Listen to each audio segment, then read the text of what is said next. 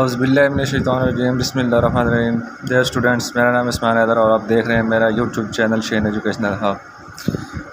7th परसों first year chemistry का paper है, तो शहीन एजुकेशनल हब लाया है अपने प्यारे स्टूडेंट्स के लिए शॉर्ट क्वेश्चन की बहुत ही इम्पोर्टेंट वीडियो, जिसको आप तैयार करके इंशाल्लाह शॉर्ट क्वेश्चन में फुल मार्क्स हासिल कर सकते हैं। तो डियर स्टूडेंट्स, चैप्टर 1 में हमारे पास सबसे पहले एक्सरसाइज में से जो आपने क्वेश्चन नंबर 25 है वो कंप्लीट अच्छी तरह करना है।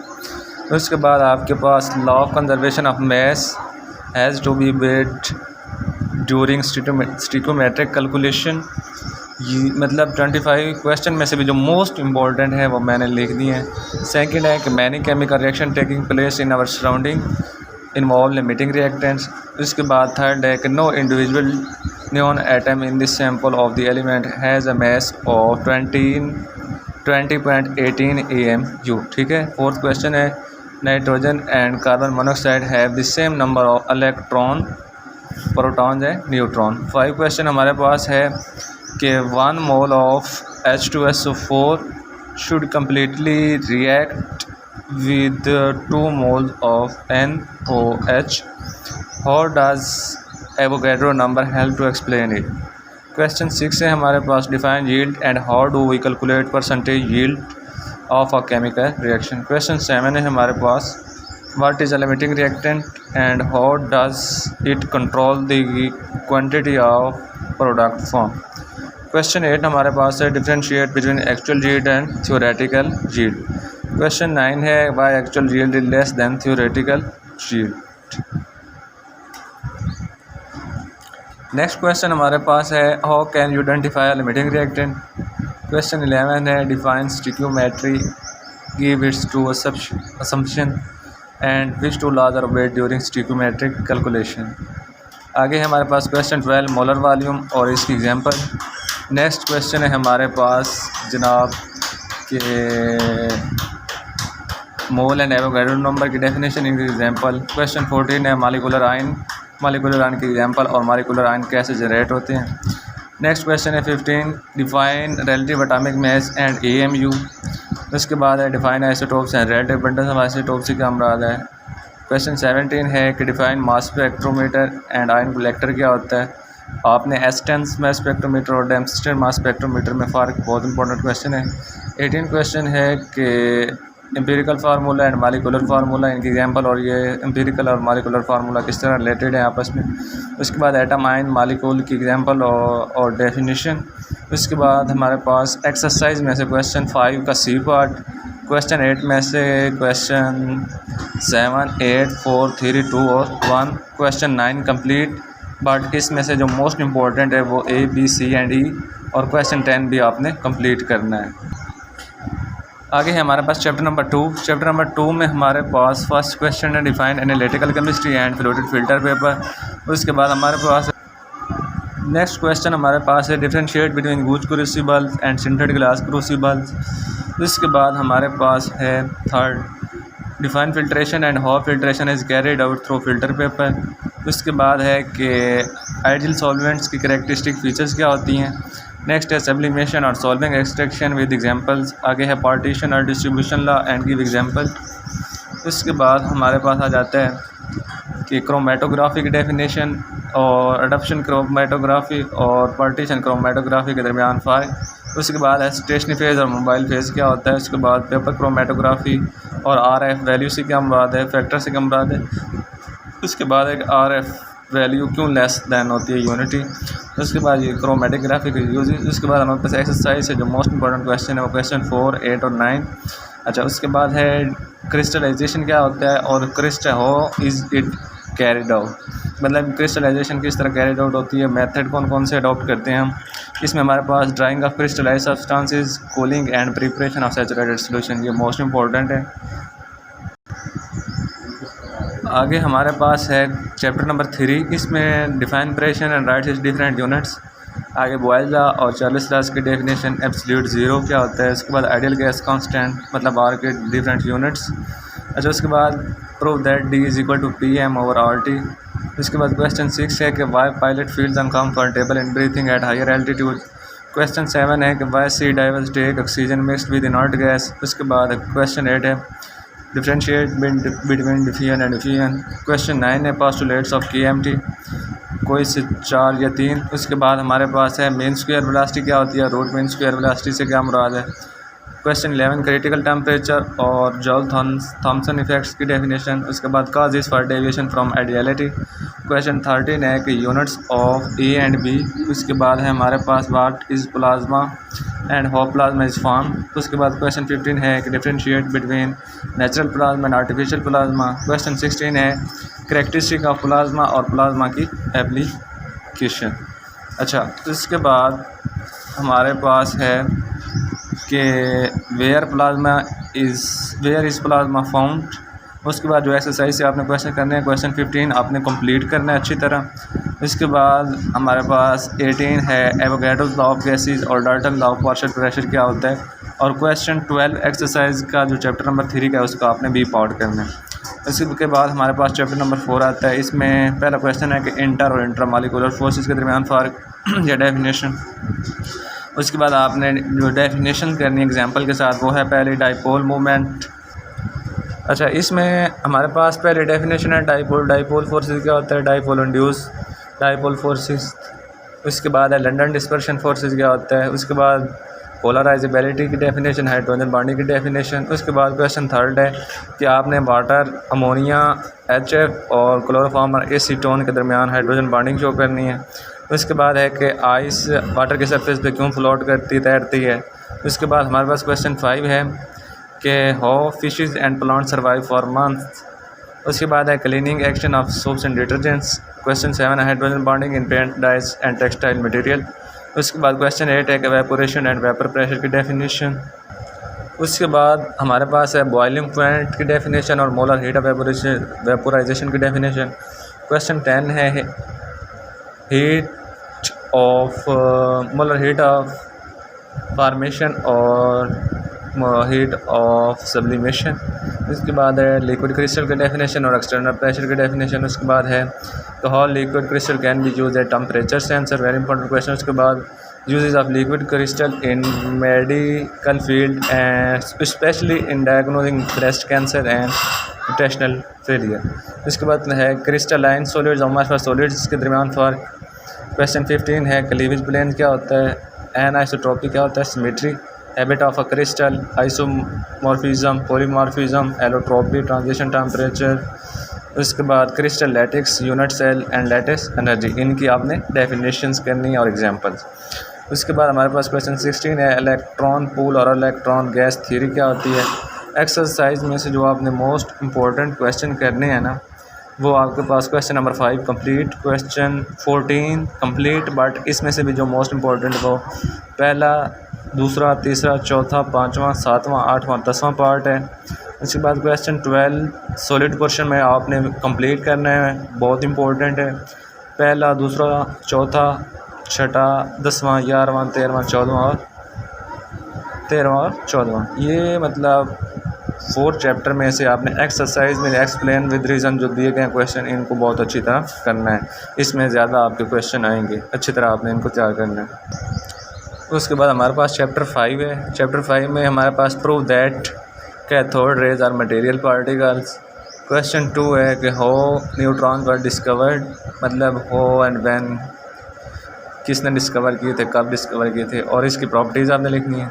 उसके बाद फास्ट एंड स्लो न्यूट्रॉन्स क्या होते हैं। उसके बाद इलेक्ट्रॉन का मास कैलकुलेट करना है। क्वेश्चन 5 है बोर एटॉमिक मॉडल के आपने पोस्टुलेट लिखते हैं। उसके बाद स्पेक्ट्रम की डेफिनेशन और एटॉमिक लाइन स्पेक्ट्रम और एंड एटॉमिक एमिशन स्पेक्ट्रम में फ़र्क। उसके बाद क्वेश्चन 7 है कि आपने एटॉमिक एब्जॉर्प्शन स्पेक्ट्रम की डेफिनेशन। उसके बाद है बोवर्स मॉडल के डिफेक्ट्स। उसके बाद क्वेश्चन 9 है मोजली लॉ और मोजली लॉ की इंपॉर्टेंस, वेरी इंपॉर्टेंट क्वेश्चन। उसके बाद हेल्सन बार्ट अनसर्टेनिटी प्रिंसिपल क्या होता है। उसके बाद क्वेश्चन 11 है ऑर्बिट एंड ऑर्बिटल में क्या फ़र्क है। उसके बाद क्वेश्चन 12 है ऑफ प्रिंसिपल, कुलाइज एक्सक्लूजन प्रिंसिपल और हर्ट्ज़ रूल क्या होता है।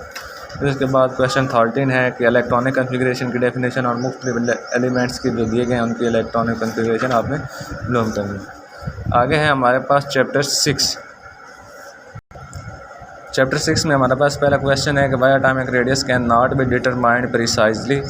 उसके बाद आपने करनी है कि define the following with examples. इन सारों की डेफिनेशन और एग्जांपल आपने करनी है।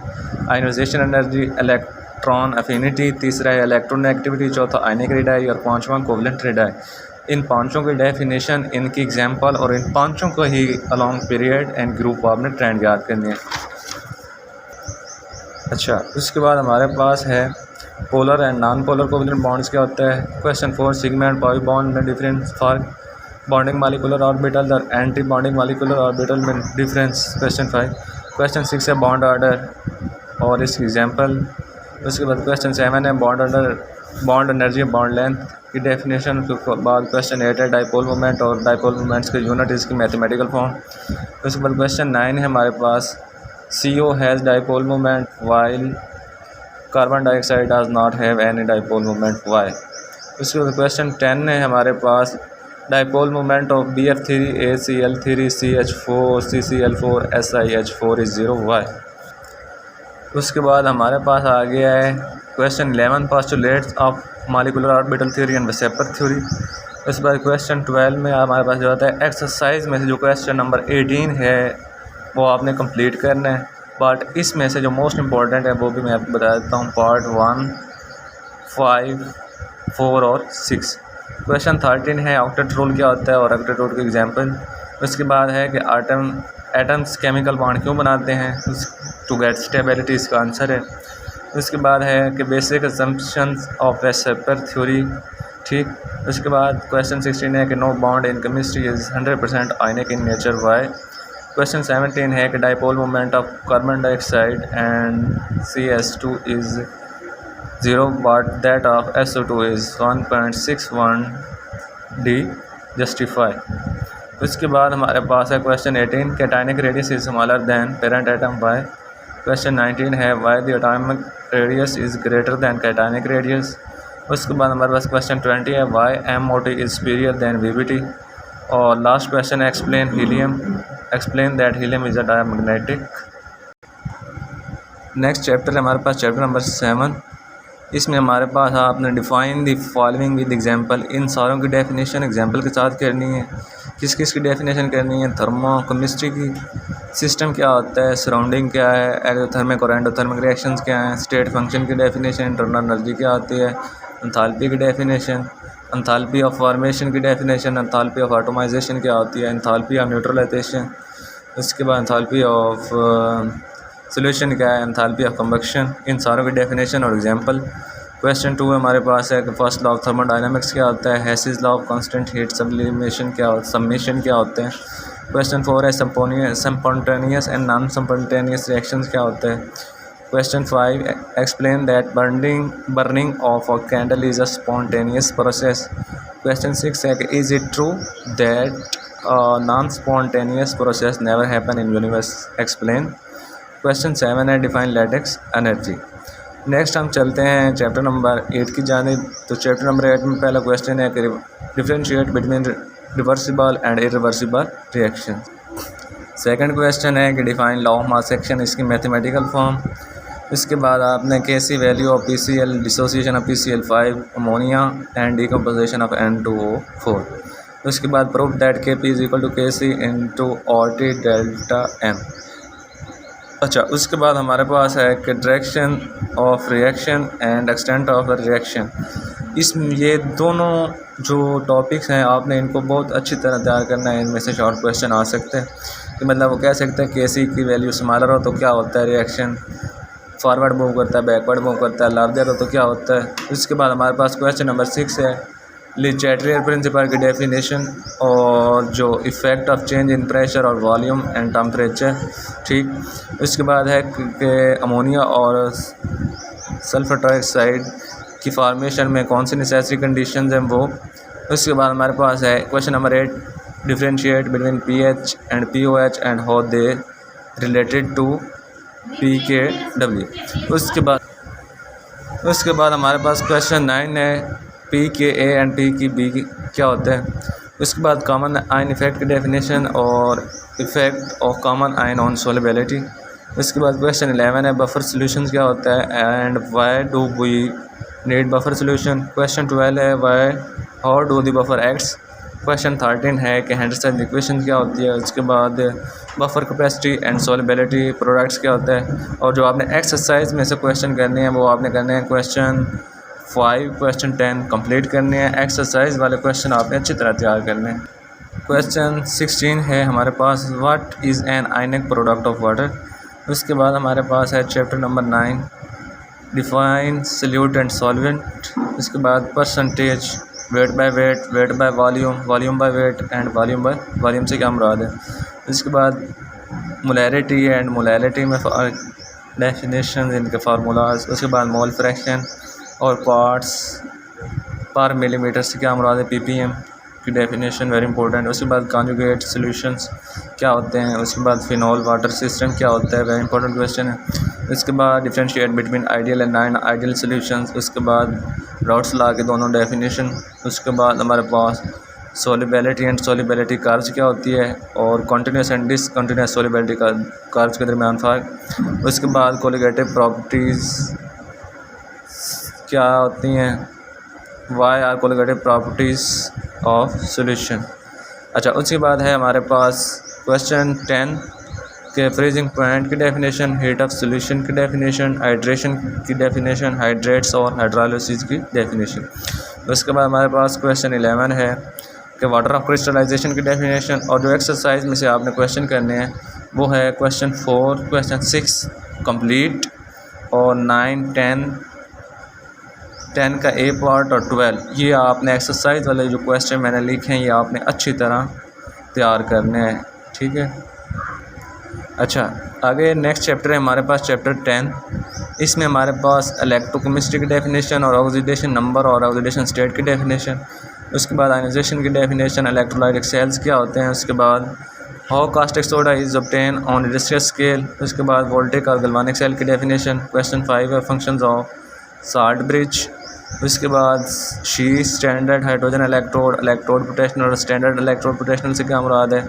उसके बाद क्वेश्चन 7 है इलेक्ट्रोकेमिकल सीरीज़ और फ्यूल सेल से क्या मुराद है। 8 है silver oxide battery and nickel cadmium cell से क्या मुराद है। उसके बाद हमारे पास जो एक्सरसाइज में से आपने क्वेश्चन करने हैं वो क्वेश्चन 14 और क्वेश्चन 16 कंप्लीट अच्छी तरह तैयार करने हैं आपने। इसके बाद रिडॉक्स रिएक्शंस की डेफिनेशन, एग्जांपल रिचार्जेबल सेल्स से क्या मुराद है। उसके बाद क्वेश्चन 12 है feasibility of a chemical reactions. उसके बाद क्वेश्चन 13 है rules for assigning oxidation number. Last chapter आगे हमारे पास चैप्टर नंबर 11। इसमें हमारे पास आपने define the following with example, इन सब टर्म्स की आपने डेफिनेशन अच्छी तरह तैयार करनी है और डेफिनेशन के साथ साथ एग्जांपल भी आपने देनी है। अच्छा, पहली डेफिनेशन है रिएक्शन काइनेटिक्स क्या होता है। उसके बाद रेट ऑफ रिएक्शंस क्या होता है। उसके बाद इंस्टेंटेनियस रेट, एवरेज रेट, इन सारों की डेफिनेशन आपने अच्छी तरह तैयार करनी है और इस साथ एग्जांपल भी देनी। उसके बाद हमारे पास आ गया है स्पेसिफिक रेट कांस्टेंट और वेलोसिटी कांस्टेंट से क्या मुराद है। आगे है हमारे पास क्वेश्चन 6, मतलब ऑर्डर ऑफ रिएक्शन से क्या मुराद है। आगे pseudo first order reaction, second and third order reaction, zero order reactions क्या होता है। उसके बाद हमारे पास हाफ लाइफ पीरियड की डेफिनेशन और एग्जांपल्स। उसके बाद 11 है रेट डिटर्मिनिंग स्टेप से क्या मुराद है, एक्टिवेशन एनर्जी की डेफिनेशन। उसके बाद है हमारे पास एक्टिवेटेड कम्प्लेक्स से क्या मुराद है, कैटालाइसिस की डेफिनेशन, होमोजेनियस हेट्रोजेनियस कैटालाइसिस में फ़र्क। उसके बाद करैक्टरिस्टिक्स ऑफ अ कैटालिस्ट। उसके बाद कैटालाइटिक पॉइजनिंग से क्या मुराद है।